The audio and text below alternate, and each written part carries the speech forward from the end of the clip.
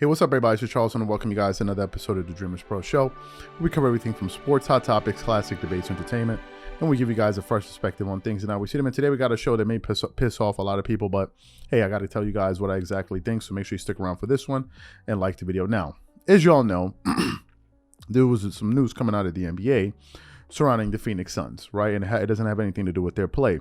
As you know, the team was recently sold to a new owner, and I believe his name is, I just want to get it right, his name is Matt Ishbia, right? And he bought the Suns and the WNBA Phoenix Mercury for $4 billion. He's a billionaire CEO of United Wholesale Mortgage, right? So he's a very wealthy gentleman. But really the point, or really the interesting aspect of it, is who he bought the team from. He bought the team from former owner Robert Sarver, who came under allegations for racism and misogyny. And actually, from an ESPN report here, some basically said, after the loss, Suns majority owner Robert Sarver entered the coach's locker room. Watson told ESPN, "You know, why does Draymond get to run up the court and say N?" Sarver said, "Who's white?" Allegedly said, repeating the N-word several times in a row. "You can't say that." Watson said, "Who is black and Hispanic?" Told Sarver. "Why?" Sarver replied. "Draymond Green says N-word. You can't effing say that." Says, Watson said again. And then basically, once the full report came out, he was forced to sell the team. So that's the backdrop of yesterday's show. So yesterday on Inside the NBA, they were talking about the Phoenix Suns who played a game, and then they were talking about, somehow it came up about the sale of the team and the fact that it was sold for $4 billion. For $4 billion, when originally Robert Sarver bought the team for $40 million, and it was sold for $4 billion. And they were talking about why they believe that it's unfair for him to make so much money on the sale of the team. So what we want to do is we want to play their comments for you, and then we're going to come back and react to it. So take a listen to what they had to say here. 19-13 as they have their 3-game winning streak snapped. Yeah, it was just a commentary that Shaq and I, and even Charles, kind of joined in the green room, that I think it should be brought to light. And congratulations to the Suns and the new ownership. That's a great accomplishment. You want me to say it? No, I got it. And I think that's why it's important to have diversity in ownership and diversity in executives. Because when you look at it from a standpoint of what Sarver had done in terms of racially motivated comments, misogynistic comments, so you don't have diversity in it. So the consequences don't always feel like they equal up to the penalty.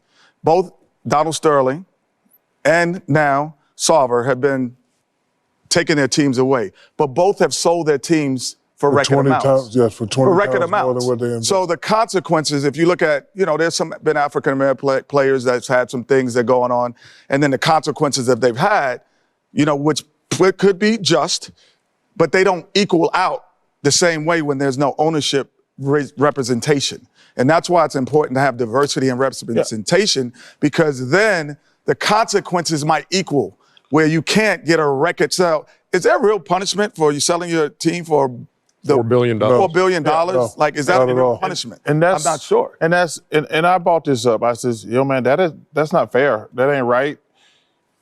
He paid $400 million for that team.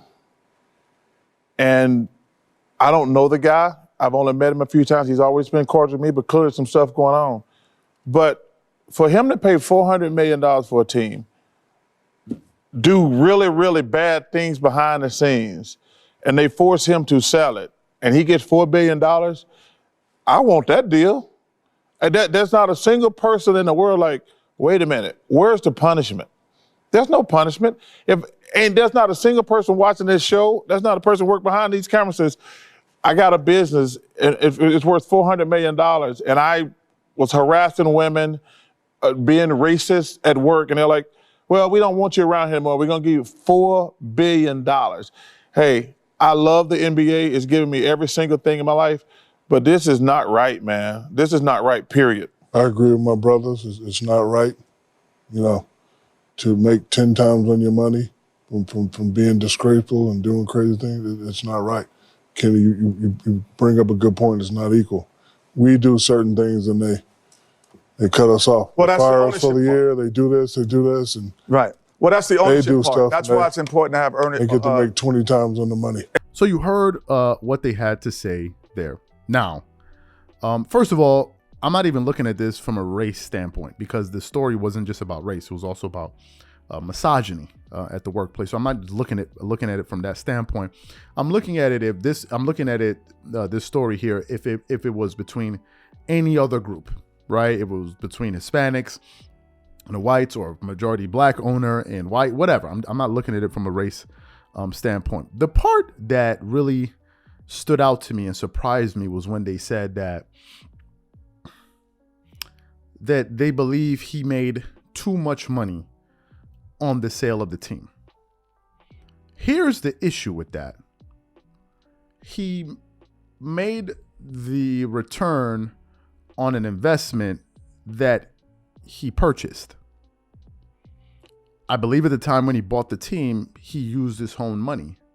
So they were saying that it's too much money for him to make. He should have, if they sold, he should have probably made 600 million or 400 million or 500 million.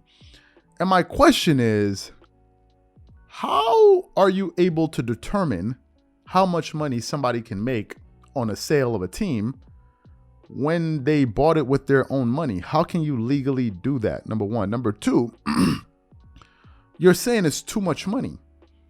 But the problem is that it's not your money. And to me, it sounded very socialistic to me. I'm not a socialist, I'm not a capitalist, but that was very, very socialistic to me. And the irony is, all the gentlemen talking about this are well-documented business people.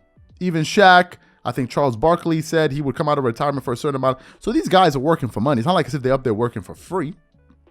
And one could say that it makes no sense for somebody to pay you $100 million to talk about sports.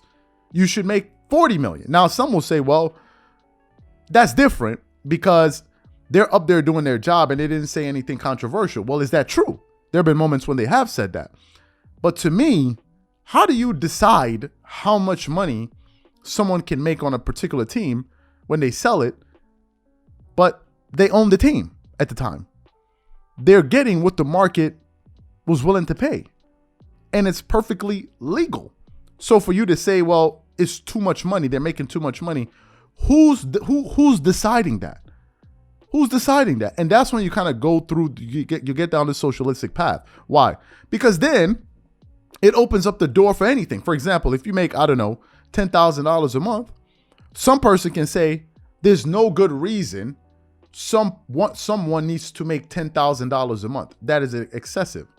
I believe that you can live off of 5. So therefore, there should be a hard cap on how much money everybody should make. That'd be crazy. So to me, I didn't quite understand that. Number one. Number two, what happens in the future if you're doing something right, you're doing something, you're doing your business, you're doing whatever, and then you do something wrong in the future? Are you saying that now you deserve to have that thing stripped away from you, but you earned it? So to me, I didn't get that part.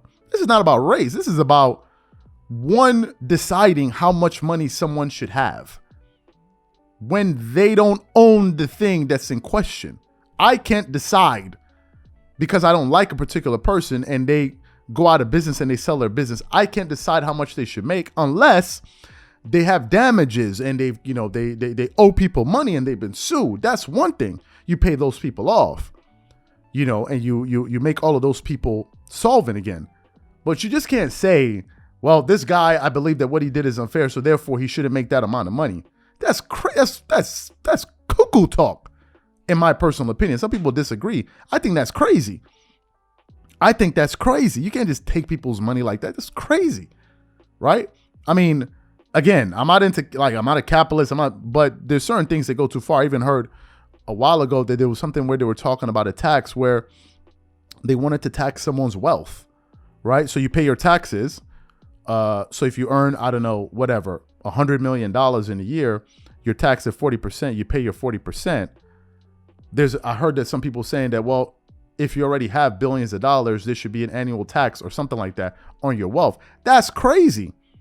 You can't just take money out of somebody's pocket because, especially when they earned it.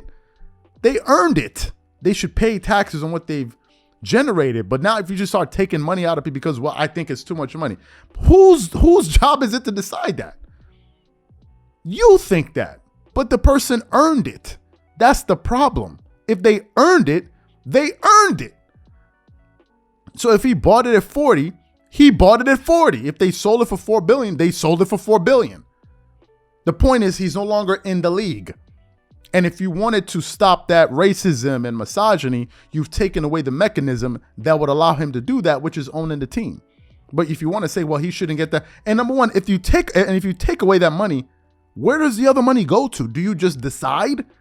Okay, what happens to the other $3 billion if he sells it for $1 billion? What happens with that other money? Well, we're going to put it somewhere else. What?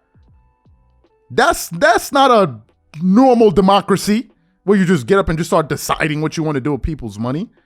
So to me, that was weird. And I thought it was strange coming from people that do business. It was weird, but this just my take. Some people would disagree, whatever. I mean, that didn't sit well with me. I'm like, what? You just want to decide? I could care less about the guy. I'm just like, but if he sold it for $4 billion, he sold it for $4 billion. That's what they paid him. How is that his fault? How is that your business? I mean, he lost the team. But you're like, but that's not enough punishment. Well, you're not a judge. Are you? Catch you guys on the next episode. Peace.